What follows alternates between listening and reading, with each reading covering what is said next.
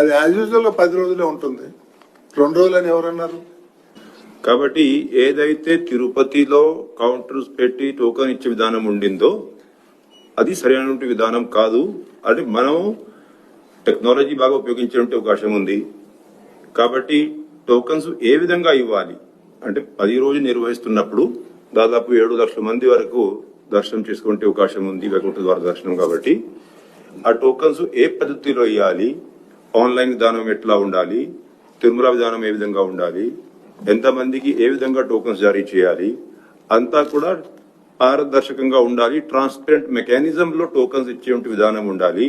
Smooth గా token జారీ చేసే ప్రక్రియ చేసుకోవచ్చు. టెక్నాలజీని ఏ విధంగా ఉపయోగించుకోవచ్చు, దాని మీద వచ్చే వారం 10 రోజుల్లో బాగా ఆలోచించుకొని అన్ని ఆప్షన్స్ తీసుకొని ఆన్లైన్ ఆఫ్లైన్ ఇవన్నీ కూడా డిస్కస్ చేసుకుంటా తిరుమల ఆన్లైన్ ఇవన్నీ కూడా దాని మీద ఒక నిర్ణయం తీసుకోవడం జరుగుతుంది.